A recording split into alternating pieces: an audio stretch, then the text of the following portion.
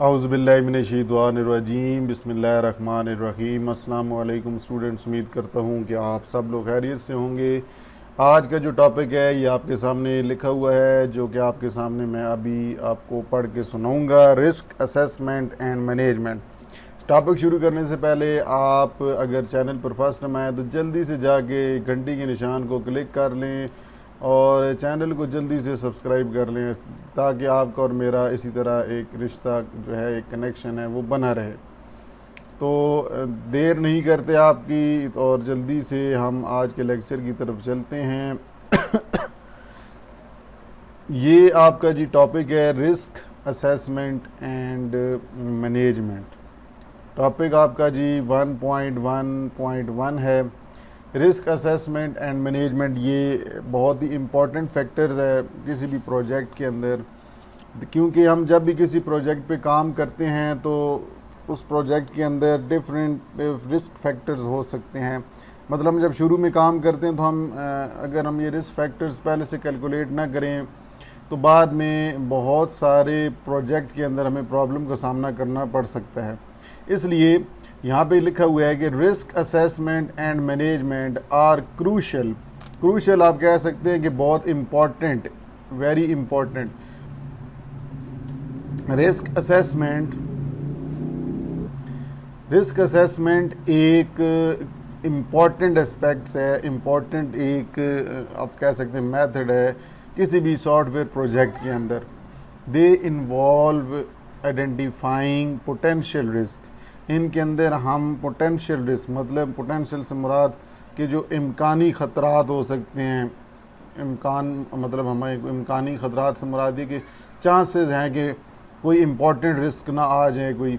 तो involve identifying, इसके अंदर हम क्या करते हैं, रिस्क असेसमेंट में हम जो अहम ख़तरात हो सकते हैं जो हमारे प्रोजेक्ट को, वो आइडेंटिफाई करते हैं। That could impact the project success, जिसका असर हमारे प्रोजेक्ट की कामयाबी पर पड़ सकता है। देखिए, कोई भी रिस्क जो होते हैं वो हमारे प्रोजेक्ट की उसकी वर्किंग को डिले कर सकते हैं। ठीक है, टाइम डिलेशन भी हो सकती है, ड्यूरेशन हमारी बढ़ भी सकती है। इसलिए उनको आइडेंटिफाई करना, उन ख़तरात को जो हमारे प्रोजेक्ट के ऊपर बहुत असरअंदाज हो सकते हैं, वो बहुत ज़रूरी है। अच्छा, अब आगे उन्होंने क्योंकि आगे बताया भी है कि जो प्रोजेक्ट की जो सक्सेस है उसके ऊपर असर पड़ेगा। एनालाइजिंग दी लाइकलीहुड आप ये कह सकते हैं कि आने के चांसेस हैं। ठीक है, कि कह रहे हैं कि analysing the likelihood and impact of these risk. जब अगर आप उनको एनालाइज करेंगे, उसको आप स्टडी करेंगे, आप आइडेंटिफाई करेंगे कि कितने चांसेस हैं आने के, कितना असर उन रिस्क का हो सकता है हमारे प्रोजेक्ट पे, एंड डेवलपिंग स्ट्रेटजीज़। और फिर उसके बाद हम उनकी मैनेज करते हैं। मतलब मैनेज कैसे करते हैं, हम उसके लिए मुख्तलिफ तरीक़ाकार अपनाते हैं टू मैनेज देम, ताकि हम उन रिस्क को आने से रोक सकें, या अगर कोई रिस्क आए तो उसका ज़्यादा असर हमारे प्रोजेक्ट पर ना पड़े। इफ़ेक्टिव रिस्क मैनेजमेंट, तो उसके लिए फिर हमें एक बेहतर रिस्क मैनेजमेंट करनी पड़ेगी। रिस्क से महफूज रहने के लिए हमें मैनेजमेंट करनी पड़ेगी। तो कह रहे हैं एक बेहतर जो रिस्क मैनेजमेंट है, हेल्प्स एंश्योर्स, वो हमारी मदद करती है ये यकीन ध्यानी दिलाने के लिए that projects stay on track, कि प्रोजेक्ट आपका ऑन ट्रैक से मुराद कि एक सही सिमत में, एक डायरेक्शन में चलेगा विद इन बजट, और आपको उन रिस्क की वजह से आपके कोई प्रोजेक्ट की कॉस्ट में भी कोई फ़र्क नहीं पड़ेगा।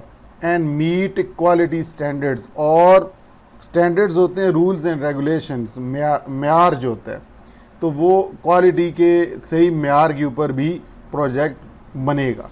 तो यहाँ पर रिस्क असेसमेंट एंड मैनेजमेंट जो है ये एक अहम मेथड है, एक तरीक़ाकार है किसी भी सॉफ्टवेयर प्रोजेक्ट के अंदर। इसके अंदर हम बहुत अहम जो रिस्क जो होते हैं, पोटेंशियल रिस्क जो बहुत ज़्यादा हमारे प्रोजेक्ट को, सॉफ्टवेयर प्रोजेक्ट के अंदर असरअंदाज हो सकते हैं, उनको हम आइडेंटिफाई करते हैं कि उनका हमारे प्रोजेक्ट के ऊपर कितना असर हो सकता है, एनालाइज करते हैं। और फिर उनके बाद उस एनालाइज के होने के बाद फिर हम स्ट्रेटजीज़ अपनाते हैं ताकि हम उन रिस्क फैक्टर से महफूज रह सकें, हम अपने प्रोजेक्ट को सक्सेसफुली बिल्ड कर सकें। तो एक बेहतर जो रिस्क मैनेजमेंट है वो हमारी हेल्प करती है, हमारी यकीन दहानी दिलाती है कि हमारा जो प्रोजेक्ट है वो एक सही सिमत में जाएगा, विद इन बजट रहेगा, और जो क्वालिटी का मेयार है उसके मुताबिक हमारा प्रोजेक्ट डेवलप होगा। ठीक है जी। अब हम यहाँ पे कुछ स्टेप्स की बात करते हैं कि what are the steps that are should be taken in risk assessment and management. Risk assessment होता है कि रिस्क को आइडेंटिफाई करना और फिर उसको मैनेज करना कि उसको किस तरह हम रिड्यूस कर सकते हैं या आने से रोक सकते हैं कि हमारे प्रोजेक्ट के ऊपर उसका असर ना पड़े। तो उसके लिए सबसे पहले हम क्या करते हैं, रिस्क असेसमेंट के अंदर रिस्क को आइडेंटिफाई करते हैं। सबसे पहले आइडेंटिफाई करते हैं हम रिस्क को। लिस्ट ऑल पोटेंशियल मैंने आपको बताया कि जो इम्कान हैं, हो सकते हैं कि कुछ ऐसे ख़तरात हैं जो हमारे प्रोजेक्ट के ऊपर उसका असरअंदाज हो सकता है, कुछ इम्कान होते हैं, हम वो आइडिया लगा लेते हैं, तो वो हम पहले उनकी लिस्ट बना लेते हैं। लिस्ट ऑल पोटेंशियल रिस्क, जो हमें ज़्यादा ख़तरात जिनके प्रोजेक्ट पे हो सकते हैं उनकी एक लिस्ट बना लेते हैं। This could be technical risk, अब वो टेक्निकल रिस्क भी हो सकते हैं। ठीक है जी। इसी तरह वो टेक्नोलॉजी चेंजेस भी हो सकती हैं, इसी तरह ऑपरेशनल रिस्क भी हो सकते हैं, लाइक रिसोर्स शॉर्टेज से मुराद ये हो सकता है कि वसाइल की कमी, ठीक है, चीज़ों की कमी हो जाए। और एक्सटर्नल रिस्क भी होते हैं। ठीक है, एक्सटर्नल रिस्क जो होते हैं, मिसाल के तौर पे मार्केट का जो उतार चढ़ाव, मार्केट के अंदर कंपटीशन, उसके ऊपर भी असरअंदाज हो सकता है आपका कंपनी का जो मेयार है। इसलिए आपने सबसे पहले आइडेंटिफाई करने होते हैं रिस्क। उनमें से जो अहम जो पोटेंशियल रिस्क, जो बहुत ज़्यादा इम्कान है आने के, उनको आइडेंटिफाई करते हैं कि वो हमारे प्रोजेक्ट पर उसका असरअंदाज तो नहीं होगा। वो टेक्निकल रिस्क भी हो सकते हैं, टेक्नोलॉजी के लिहाज से चेंजेस भी हो सकती हैं, अगर जब चेंजेस होंगी तो वो उनके लिहाज से भी रिस्क फैक्टर बढ़ सकता है। ऑपरेशनल रिस्क भी हो सकते हैं, जिस तरह ऑपरेशनल रिस्क के अंदर किसी रिसोर्स की शॉर्टेज होगी है, वो चीज़ मतलब आप कोई प्रोजेक्ट बना रहे हैं उसमें वो डिवाइस, वो हार्डवेयर डिवाइस अवेलेबल नहीं है, आ नहीं रही। और एक्सटर्नल रिस्क, जिस तरह मार्केट के अंदर उतार चढ़ाव, फ्लक्चुएशन होता है, उतार चढ़ाव, फ्लक्चुएशंस का मतलब है उतार चढ़ाव, तो मार्केट के अंदर उतार चढ़ाव भी हो सकता है। फिर उसके बाद हम एनालाइज़ करते हैं रिस्क को। मैंने आपको ऊपर यहाँ बताया भी था कि हम इफेक्टिव रिस्क मैनेजमेंट के अंदर हम एनालाइज़ करेंगे। इन एनालाइज मतलब एवेलुएट द लाइकलीहुड, हम यहाँ पे ये देखेंगे कि कितना चांस है, कितना आप कह सकते हैं मुमकिना एक असरात उसके हो सकते हैं factor. Evaluate the likelihood of each risk occurring and, उसके वो कितना रिस्क आने के चांसेस हैं, एंड इट्स पोटेंशियल इम्पैक्ट होता है मुमकिना असरात उसका हमारे प्रोजेक्ट पर क्या पड़ेगा। कि अगर हम रिस्क को आइडेंटिफाई करने के बाद ये एनालाइज करते हैं कि क्या हमारा ये रिस्क आएगा, क्या इसका हमारे प्रोजेक्ट पर कितने चांसेस हैं, लाइकलीहुड मतलब कितनी चांस है कि उसके हमारे प्रोजेक्ट के ऊपर उसका असर पड़ेगा। दिस हेल्प्स, इससे हमारी मदद क्या होगी, इन प्रायोरिटाइजिंग का मतलब होता है तरजीहात। आपने एक तयन कर लिया है, आप उसको जो अहम रिस्क फैक्टर्स हैं उनका आप तयन करते हैं कि विच रिस्क नीड मोर अटेंशन, कि आपने किस रिस्क को सबसे ज़्यादा उसके ऊपर काम करना है ताकि जिसके ज़्यादा असर हमारे प्रोजेक्ट के ऊपर ना पड़े। तो इसलिए एनालाइज के अंदर हम प्रायोरिटाइज़ कर देते हैं, मतलब हम तयन कर लेते हैं उन रिस्क फैक्टर्स का जो सबसे ज़्यादा नुकसान पहुंचाते हैं, वो सबसे पहले उनको हम देखते हैं, और फिर जिनकी चांसेस बहुत कम होते हैं, जिनके ज़्यादा असर नहीं होता हमारे प्रोजेक्ट के ऊपर, तो उसको हम एंड पे रखते हैं।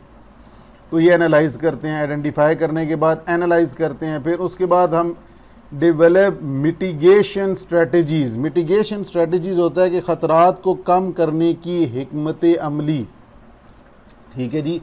डेवलप मिटिगेशन स्ट्रेटजीज़ होती हैं कि कोई भी ख़तरात जो हैं, अगर वो रिस्क फैक्टर्स अगर आते हैं तो उनका जो प्रोजेक्ट के ऊपर उसका कोई असर ना हो, तो उन ख़तरात को कम करने की जो हिकमत अमली होती है, हिकमत अमली ख़तरात को कम करने की, that is called mitigation strategies. तो हम इस तरह के मुख्तलिफ आप हिकमत अमली बनाते हैं ताकि हम उन रिस्क से महफूज रहें।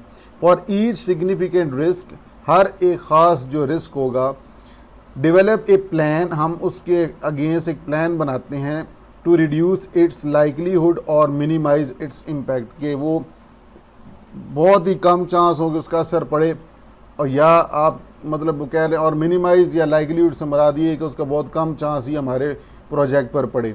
This could involve adding buffers to the schedule, तो इसके अंदर आपको क्या करना पड़ता है स्ट्रेटजीज़ के अंदर, this could involve adding buffers to the schedule. Buffers to the schedule से मुराद ये है कि आपको फिर इजाफी वक्त और शामिल करना पड़ता है। बफर्स टू द शेड्यूल का मतलब होता है कि जो आपने प्रोजेक्ट बनाना होता है तो आपका एक शेड्यूल होता है, आप एक वक्त आपने रखा हुआ होता है, आप फिर उस वक्त को और बढ़ा देते हैं, इजाफी वक्त आपको चाहिए होता है फिर, तो इसलिए हम उसके अंदर इजाफी वक्त बढ़ा देते हैं। सिक्योरिंग बैकअप रिसोर्सेज, फिर हम बैकअप की रिसोर्सेज जो है उसको महफूज रखते हैं, और कंडक्टिंग एडिशनल टेस्टिंग, या हम और उसके अंदर टेस्टिंग भी प्रोजेक्ट के अंदर फिर फर्दर और टेस्टिंग भी कर सकते हैं। तो ये डिफरेंट स्ट्रेटजीज़ होती हैं, इनको अप्लाई करके हम उन रिस्क को रिड्यूस कर सकते। अगर आप टाइम बढ़ा देंगे तो ज़ाहिर सी बात है आप उसको फिर रिस्क फैक्टर्स को कंट्रोल कर सकते हैं। सिक्योर करने, बैकअप डिवाइसेस को उसको सिक्योर करने से आपका डाटा महफूज रह सकता है। सॉफ्टवेयर प्रोजेक्ट के अंदर अगर कोई रिस्क फैक्टर आ भी जाए तो आपके रिसोर्सेज महफूज रहेंगे। तो टेस्टिंग एडिशनल करनी चाहिए, तो आपका वही कि आप बफर्स अगर शेड्यूल में ऐड करते हैं, मतलब आप इजाफी वक्त ऐड कर लेते हैं, तो आप एडिशनल टेस्टिंग करके भी उस रिस्क फैक्टर्स को ख़त्म कर सकते हैं। तो ये डिफरेंट स्ट्रेटजीज़ हैं फैक्टर्स उनको रिड्यूस करने की। मोनीटर एंड रिव्यू, मोनीटर मतलब ये होता है हम जायज़ा लेते, मतलब उसको देखते हैं, कंटिन्यूसली मोनीटर द प्रोजेक्ट, हम लगातार उस प्रोजेक्ट को देखते हैं फॉर न्यू रिस्क, के उसके अंदर कोई नए रिस्क तो नहीं आ रहे। एंड रिव्यू, और फिर हम उसका जायज़ा लेते हैं, review existing risk to adjust strategies as necessary, तो फिर हम ये भी जायज़ा लेते हैं कि क्या कोई पहले से अगर कोई रिस्क हैं मौजूद हैं तो उनको किस तरह मुख्तलिफ स्ट्रेटजीज़ को इस्तेमाल करके, तरीक़ाकार को अपना के उनको हम कम कर सकते हैं। मिसाल के तौर पे a project is using a new untested technology, मतलब एक प्रोजेक्ट है जिसके अंदर एक टेक्नोलॉजी को यूज़ किया गया है और वो टेक्नोलॉजी ज़रूरत थी एक प्रोजेक्ट के हिस्से की, तो लेकिन वो टेक्नोलॉजी जो है उसको टेस्ट नहीं किया गया, अनटेस्टेड है, तो the risk is that the technology may not work as expected. ठीक है जी, तो ये हो सकता है कि तो ये जो अनटेस्टेड टेक्नोलॉजी है ये जो है प्रोजेक्ट के अंदर बहुत ज़्यादा इसका असर हो सकता है। The risk is that the technology में नॉट वर्क एज एक्सपेक्टेड, कि जिस तरह उन्होंने उस प्रोजेक्ट के अंदर उस टेक्नोलॉजी को इस्तेमाल करना था, मे बी वो उस तरह एक्सपेक्ट जो उन्होंने किया हो कि इस तरह वर्क करे, वो वर्क ना करे, क्योंकि उसके ऊपर टेस्टिंग नहीं हुई थी, पहले उन्होंने टेस्ट किए बगैर उसको यूज़ किया है। तो इसकी वजह से क्या होगा, ये भी एक रिस्क फैक्टर्स है ना, मैंने ऊपर आपको यहाँ पर बताया कि टेक्नोलॉजी चेंजेस की, तो यहाँ पर क्या होगा, तो इसलिए काजिंग डिलेज़, आपका जो प्रोजेक्ट है उसकी टाइम ड्यूरेशन बढ़ जाएगी और उसके अंदर आपको अलहदा फिर इस रिस्क फैक्टर की बेस पर आपको अलहदा से और बजट आपको इंक्रीज़ करना पड़ेगा, एडिशनल कॉस्ट मतलब और आपके बजट लगेगा। तो ये चीज़ें बड़ी मैटर करती हैं किसी भी सॉफ्टवेयर प्रोजेक्ट के अंदर, तो रिस्क असेसमेंट करना बहुत ज़रूरी है। तो अब यहाँ पे कहते हैं जी मिटिगेशन स्ट्रेटजीज़ के अंदर आपको कहा गया है कि जी आप क्या करेंगे। मिटिगेशन मैंने आपको बताया कि ख़तरात को कम करने की हिकमत अमली, कि conduct a small scale pilot project. Pilot project वो होता है कि आप उसको एक आर्टिफिशियल एक चेक करते हैं, प्रैक्टिकल इम्प्लीमेंटेशन से पहले उस टेक्नोलॉजी को आप चेक करें before fully integrating it into the main project. अब देखें जो ऊपर वाला प्रोजेक्ट के अंदर नई जो टेक्नोलॉजी उन्होंने यूज़ की जो कि अनटेस्टेड थी, सबसे पहले उसे क्या करना चाहिए, उसको एक छोटे प्रोजेक्ट के अंदर मतलब स्मॉल स्केल पर उसको चेक करना चाहिए, अगर मेन प्रोजेक्ट के अंदर उसको फुली यूज़ करने से पहले। फुली इंटीग्रेट का मतलब है कि उसको नए प्रोजेक्ट जो मेन प्रोजेक्ट है उसके अंदर बग़ैर टेस्टिंग किए यूज़ नहीं करना चाहिए। उसको पहले आपको अलहदा सेपरेटली पायलट प्रोजेक्ट होता है कि एक राम आर्टिफिशियल प्रोजेक्ट के अंदर उसको चेक करें। This can help identify potential issues. इसके अंदर आपको फिर क्या होगा कि पहले ही आपको उनके रिस्क जो होंगे, जो अहम ख़तरात हो सकते हैं, उनके बारे में पता चल जाएगा और आपको ज़्यादातर चांस हो जाएगा, पता चल जाएगा कि आपके प्रोजेक्ट के अंदर कोई फ़र्क पड़ सकता है या नहीं। तो इसलिए बड़े प्रोजेक्ट के ऊपर उसका फिर बाद में असर नहीं होगा। अगर आपको पहले ही एड्रेस हो जाता है, वो प्रॉब्लम आइडेंटिफाई कर लेते हैं। अगर आप ये वाली जो स्ट्रेटजी इस्तेमाल करते हैं कि जिसमें small scale project, pilot project के अंदर उसकी इम्प्लीमेंटेशन करते हैं टेक्नोलॉजी की। तो ये तो हो गया जी आपका topic risk assessment and management. मैंने बहुत आसान लफ्ज़ों में समझाया है, एक एक लफ्ज़। अब कोशिश तो आपको मैंने कर दी, अब आपको ख़ुद तैयार करना होगा, पढ़ना होगा। आखिरी जी क्वालिटी एश्योरेंस। क्वालिटी एश्योरेंस देखें, प्रोडक्ट की क्वालिटी भी बहुत ज़रूरी है। तो क्वालिटी एश्योरेंस ये यकीन दहानी दिलाता है that a project meet set standards, के जो रूल्स एंड रेगुलेशंस हैं, जो मेयार रखा गया है उसको फॉलो कर रहे हैं, एंड वर्क्स करेक्टली, और उस सही तरह से काम कर रहे हैं। इट इन्वॉल्व्स, इसके अंदर क्वालिटी एश्योरेंस के अंदर क्या होता है, कौन से मेथड्स होते हैं, सच एज हम टेस्टिंग करते हैं, कोड का रिव्यू करते हैं, फीडबैक लेते हैं स्टेक होल्डर से, and regularly checking the projects progress, और फिर साथ साथ हम प्रोजेक्ट की वर्किंग देखते हैं कि क्या वो किस तरह काम कर रहे हैं, सही काम उस पर हो रहा है। तो क्वालिटी एश्योरेंस भी प्रोजेक्ट की बहुत ज़रूरी है। अगर वो स्टैंडर्ड्स को फॉलो नहीं कर रहा तो वो फिर, या रिक्वायरमेंट्स जो यूज़र ने दी है उसके स्टैंडर्ड्स को फॉलो नहीं कर रहा, तो फिर उस प्रोडक्ट के बनाने का या उस प्रोजेक्ट के ऊपर काम करने का फ़ायदा कोई नहीं है।